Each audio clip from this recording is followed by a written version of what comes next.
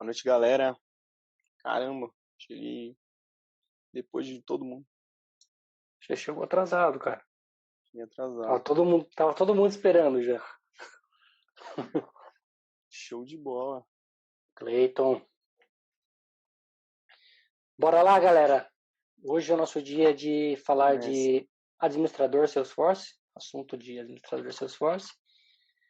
Fala, Carlos. E hoje a gente vai falar de relacionamento entre objetos Salesforce. Isso aí. Começando... 80% de mim, uns 20% dev. Acho que... O quê? Acho que relacionamento, acho que é tão bom pro admin quanto pro dev, né? Conhecer sobre esse ponto, justamente por exemplo, você vai fazer uma query. Não diria que é 80-20, não. Acho que é 50-50 mesmo. 50-50? Os dois tem que ter esse conhecimento, né? Sim. Porque o administrador tem que conhecer para poder criar essa relação e até mesmo pensando em relatórios, quem fala com quem, como montar um relatório, você tem que ter conhecimento de relatórios. Deixa eu ver o que mais. Process Builder, né? Se você for montar um Process Builder, você vai precisar. E para dev, cara, se você não conhecer a relação, você não... principalmente para fazer query, né, cara? Quando você vai fazer uma lista, quando você vai fazer, enfim. Mas meio a meio, com certeza. Meio a meio. Ó, teve uma pessoa que falou que tá sem áudio, cara.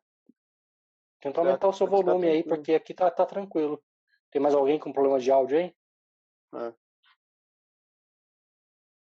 Normal. Não, beleza.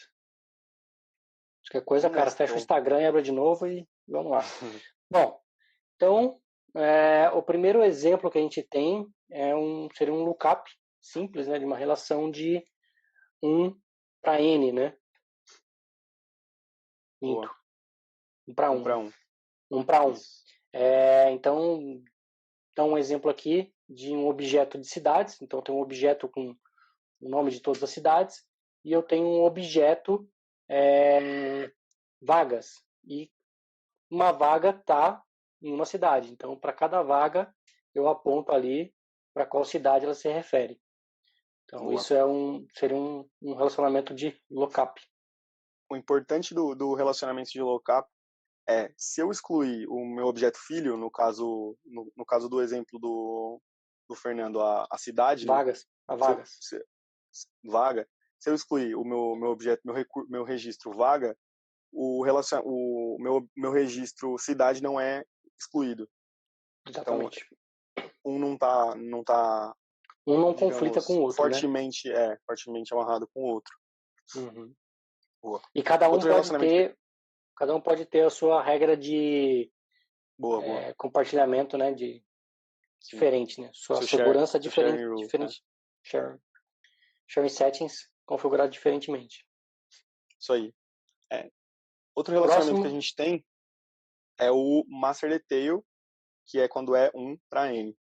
Então, um exemplo que a gente tem é o oportunidade conta. A gente tem uma conta para N oportunidades. E nesse caso, sim, se eu excluir o meu mestre, eu excluo os meus filhos. No caso, se eu excluir a minha conta, as oportunidades que estavam para esta conta são excluídas juntamente com ela. Outra coisa que acontece é a oportunidade, ela herda o sharing setting do mestre, né, da conta. Então, nesse caso, ele herda e vem, os filhos herdam do pai. Na verdade, quando a gente entra em configurações, a gente nem consegue configurar ele, né, do filho, né? Ele já tem uma descrição lá dizendo que ele herdou do pai e pronto, acabou, né? Sim. Próximo. Um outro ponto interessante é que do mestre detalhe ele não tem o owner, né? Ele herda também o owner, né? Ele herda o owner. Então, o segundo objeto, o objeto filho herda o owner do pai, né? Isso aí. Um ponto que a gente não falou do lookup, quando você fez a referência da exclusão, eu lembrei, é que, no contrário, né? Então, no caso de excluir uma cidade, a gente consegue configurar para que ou ele não permita fazer exclusão se uma vaga estiver utilizando a cidade, ou que ele vai limpar o campo, deixar o campo vazio, no caso das vagas que utilizavam aquela cidade que foi excluída. A gente consegue fazer essa configuração quando a gente cria a relação de 1 para 1. Boa. E o outro exemplo que a gente tem é os junctions, né? Que é a junção dos dois objetos. E se você tem um terceiro no meio aí, praticamente invisível, né? Que seria o quê? No nosso exemplo, a gente tem o objeto vagas, a gente tem os candidatos e a gente tem as aplicações no meio do caminho. Então, nesse caso de junction, a gente tem 2 master detail, né? Então, eu tenho 2 pais, tanto a vaga quanto o candidato é o pai da aplicação. E aí esses caras, eles seguem uma série de, vamos dizer, regrinhas, né? Sim. E, inclusive, são perguntas, a gente vai citar alguns exemplos aqui, alguns tópicos que são perguntas que caem em certificação. O Arthur tá pegando forte aí no estudo da certificação, né, Arthur? Isso aí. Então, tá com esse tema bem fresco na cabeça aí. Sim, cita alguns exemplos aí de... Tem umas perguntas que são bem chaves. Então, por exemplo, o limite de um objeto ter o master detail. Então, o objeto só pode ser filho de 2 no máximo. Não pode ser desse limite. Inclusive, isso é quando você vai criar um master detail, uma relação, você tem que estar atento a 2 coisas. Primeiro, um custom object não pode ser pai de um standard object. Um custom object pode ser pai de um custom object também. Então, se os dois forem custom, eles podem ter o relacionamento de master detail. Só que se eles forem custom e standard, o standard somente ele pode ser o pai do custom, não ao contrário. E outra coisa que você tem que se atentar também é se o filho, no caso, o objeto onde você vai criar o campo de master detail, porque você cria o campo de master detail no filho e não no pai. Então você vai criar no filho e você tem que ver se o filho possui já 2 relacionamentos desses. Se ele possui 2, você não consegue criar. Na verdade, ele já até inibe a opção, né? Ele nem permite você selecionar a opção lá. Isso aí. Ele já é meio que a prova de idiotas, né? Boa. Outra pergunta boa aí. Vou fazer uma pergunta para você. Manda. Quero que eu saiba a resposta. O que acontece quando eu coloco um junction object, no caso, de quem ele herda, se ele tem 2 pais, né? Se ele é filho de 2 master detail e um master detail herda, no caso o filho herda sempre do master, ele tem 2. De quem ele herda? Quando a gente tem 2 master details, ele vai pegar a regra de OWD, né? Do que tem o menor, vamos dizer assim, poder. O cara que tem menor poder de permissão é o que vai prevalecer para o filho. Boa. O Carlos fez uma pergunta boa também. Foi exatamente o que a gente... O owner. Foi exatamente o que a gente falou aqui, né? Isso aí. Ele tinha falado aqui antes também do reparent. O reparent também é algo que é configurável, né?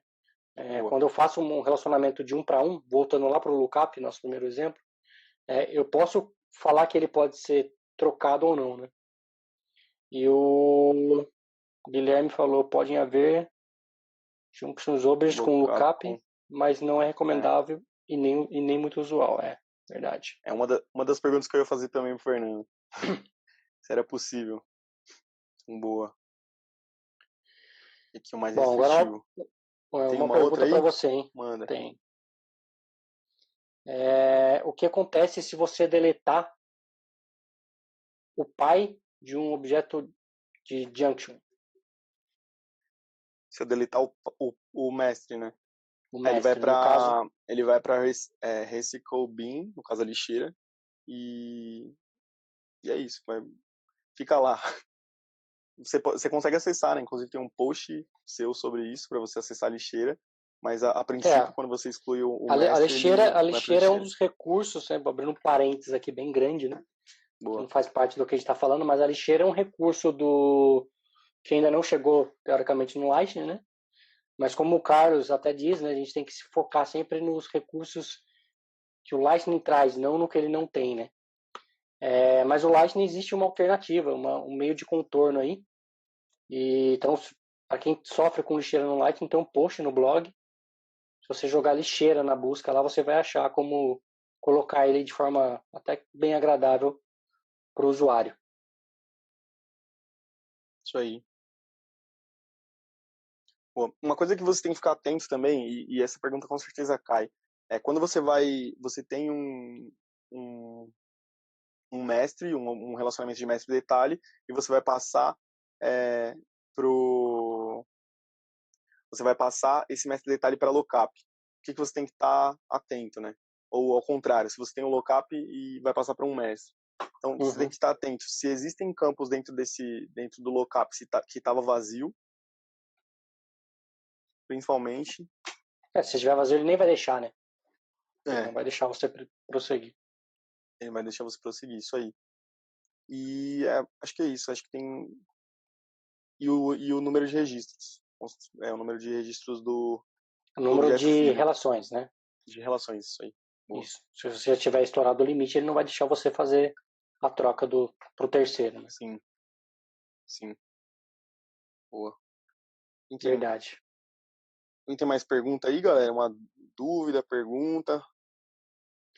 Ó, a gente falou de limite, a gente falou do lookup com junction, foi até o exemplo que o Guilherme deu, né? Sim, é possível a gente fazer um junction e ter um lookup lá, apesar de não ser muito usual.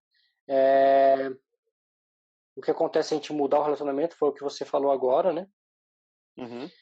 O que acontece se deletar foi aquela pergunta que eu te fiz. A questão da herança, que o Guilherme e o Carlos também pontuou bem ali. O mais restritivo é o que vale. Uhum. E, por último, a relação também que você já falou, da relação do master detail, né? Quem pode ser pai de quem. Isso aí. Quanto master por objeto? 2. Esse é o limite da plataforma hoje. Sim. Tem mais aqui. E essa é uma pergunta que cai tanto, acho que em admin quanto em dev, quanto em app builder. Cara, com certeza cai em app builder. Para mim com caiu. certeza absoluta. Para mim caiu. Quantos tipos de relacionamento externo e hierárquico? Outros tipos. Boa, o hierárquico, se você está referindo àquele do usuário, né, ele só permite você criar esse tipo de relacionamento no objeto de usuário, né? O objeto de usuário ele tem esse diferencial aí que lhe permite você fazer um relacionamento com ele mesmo, né? E aí ele tem toda uma lógica por trás para quando você pesquisar ele não trazer o próprio registro e tudo mais. Ele é utilizado quando você, por exemplo, tem 2 managers. Você tem um usuário que tem 2 managers, ele tem 2 gerentes. Hoje, dentro do Salesforce, a gente já tem um objeto gerente, mas você precisa de um segundo. Então, para você criar esse segundo, você usa, por exemplo, esse tipo de relacionamento diferente, que ele só habilita pro user. Isso aí. E os objetos externos, eles são bem mais chatinhos, né? Acho que aí o buraco é mais embaixo. Sim. Porque você tem os indiretos, os external objects são muito bons e algumas alternativas como integrações e nem todo mundo conhece. External objects são muito bons para integrar com SAP, né? Acho que não, assim, na verdade ele consegue fazer com integração com praticamente qualquer coisa que ofereça OData, né? Mas realmente pouca gente usa, muita gente acaba criando um middleware no meio do caminho. Mas eu acredito que isso é um pouco também de política, né? De que dado pode ser acessado, como pode ser acessado. Isso mesmo, Carlos, o indirect lookup para os objetos externos. Tem um indirect e um direct. Dentro do lookup a gente tem alguns tipos de lookup, né?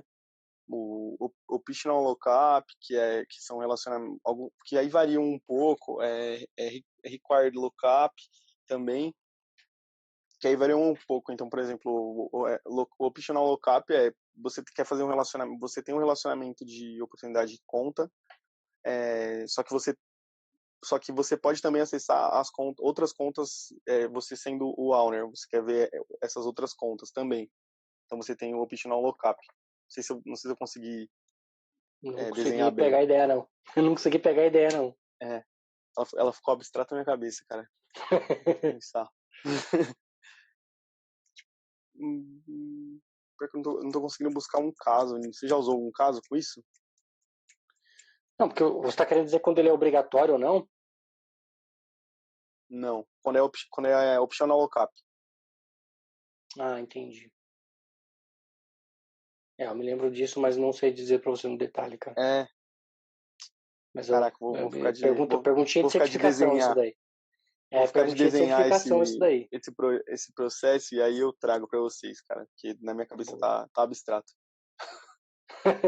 Mas repare, isso que é perguntinha de app builder isso daí, cara. Né? Eu me lembrei dessas perguntinhas assim, mas não lembro no detalhe para poder falar que não. Pessoal, como já acordamos aqui na semana passada, né? Quinta-feira é o dia de vocês escolherem o tema da sexta. Então, tem poucas pessoas aqui hoje, estamos com 12 online, mas eu queria ouvir de vocês o que vocês gostariam de ouvir amanhã. Pode ser qualquer assunto.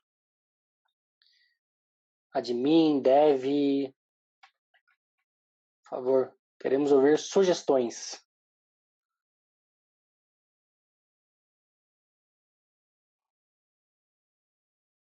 Big Object, boa. Big Object, bacana.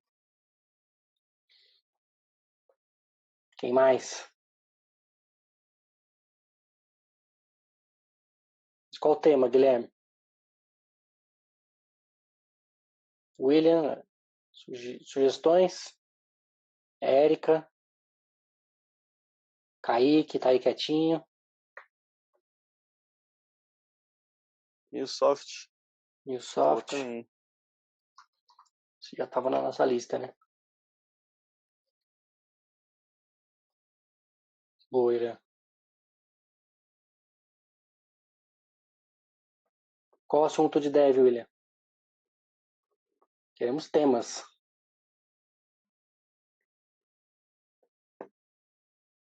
Tipos de integrações. Boas práticas de dev.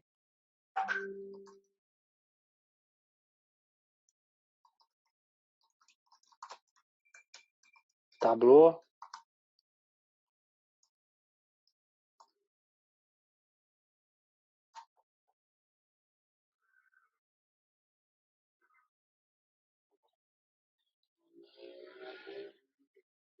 Heroku Salesforce.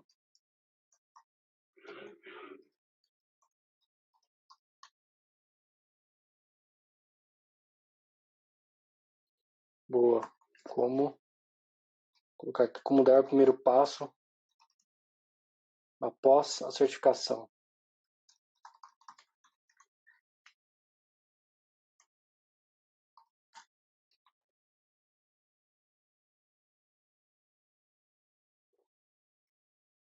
Boa. É uma boa ideia, Guilherme. Vou fazer isso, cara. Vou pegar esses temas, então. Eu vou fazer aqui uma story e deixar aberto para vocês votarem, então, até amanhã, no meio do dia aí, para a gente poder definir o tema. Boa ideia. Beleza? Para não deixar em branco, eu dei uma pulgada num case para conseguir desenhar para vocês. Então vamos lá, require e optional. Quando você faz um lookup, você tem a pesquisa, né, dentro de um certo objeto. Então vamos supor aqui que a gente está pesquisando as cidades dentro de vaga. Só que eu só quero as cidades do sudoeste. Então eu vou lá e faço um filtro, e esse lookup require, ele pede só a pesquisa de cidades do sudoeste. Portanto, a pesquisa do lookup não vai vir cidades do sul, ou, enfim, do norte ou do nordeste. Agora, quando eu faço um lookup optional, ele pode buscar sudoeste, só que se ele não entrar dentro desse critério, ele busca ainda assim outros tipos de cidades. Muito bom, refrescou minha memória. Acho que é isso aí. É isso aí. É isso mesmo, isso mesmo. É essa questão de você colocar os critérios ali, né? O lookup Sim. vai ter que atender aqueles critérios para poder estar exibido ali. Perfeito. Bem colocado. Acho que a palavra que faltou era lookup filter, que aí ia... ia chegar no que queria. Isso aí. Search filters. Só que a gente tem essa função dentro do lookup, que aí o nome é exatamente lookup filter. Bom, pessoal, então agradeço a todos que estiveram até aqui.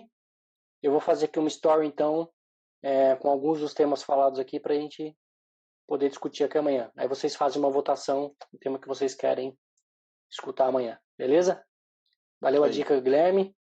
Valeu, pessoal. Obrigado. E até amanhã às 9h41. Abraço. Tchau, tchau. Falou, galera. Abraço.